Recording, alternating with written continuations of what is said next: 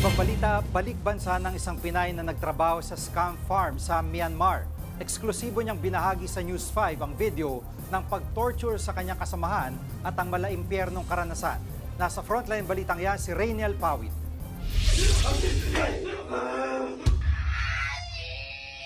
Ramdam ang sakit sa bawat sigaw ni Ali. Nagtatrabaho siya sa scam farm kasama ang kaibigang si Angel. Ayon kay Angel, isang Pakistani si Ali nakatim niya noon sa loob ng scam farm sa Myanmar. Nahuli raw si Ali na nagsusumbong sa kanilang gobyerno kaya pinarusahan. Patakas na kinuhanan ni Angel ang video, ang pananakit kay Ali sa loob ng torture room. Sa takot nagmadali si Angel na magpasaklolo sa kanyang kaanak hanggang sa nahuli rin si Angel na nagsesend ng online location sa kanyang ate. Ang parusa sa kanya, pinatayo siya sa isang kahoy na may mga nakausling matulis na bagay. Pag-apak mo pa lang dun kahit mga 30 seconds, masakit na eh. So, kailangan ko siya i-injure ng 5 minutes to 10 minutes. Minsan umaabot pa ng 20 minutes. Pero yung iba sir, meron din naman umaabot isang buong araw sir nakatayo sa ganun.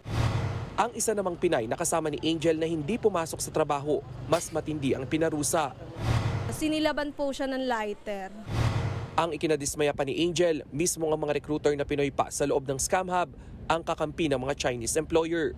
Sila pa raw ang nagkukumbinsi sa mga biktimang Pinoy na huwag umalis sa scam hub. Huwag na daw po akong gumawa ng kahit anong ire-report, ganyan-ganyan, kasi wala rin naman daw pong mangyayari. Hindi naman daw po uma-action yung ahensya ng gobyerno sa Pilipinas. Nitong Abril nakabalik na sa Pilipinas si Angel kasama ang 3 nilang recruiter, kung saan hinuli ang mga recruiter paglapag sa NAIA. Base sa investigasyon ng Philippine Police Attaché sa Bangkok, ang Thailand ang ginagawang entry point ng mga scam farm worker sa Myanmar, Cambodia at Laos.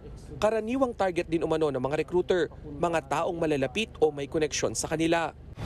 Uy, maganda pala rito. I-recruit ko nga dito, papuntahin ko dito yung misis ko or yung Kaibigan. mga malalapit na kaibigan. So, ganun, kaya pagtanungin mo kung voluntary ba silang pumunta doon or napilitan lang. So, karamihan is alam nila kung anong trabaho. Sa ngayon, naka-alerto na ang Bureau of Immigration sa mga Pilipinong may kahinahinalang foreign trip sa Thailand at Golden Triangle. Nagbabalita mula sa Frontline, Rainiel Pawid, News 5. Mga kapatid, Jiggy Manikad po, iba na ang may alam at may pakialam sa panahon ngayon.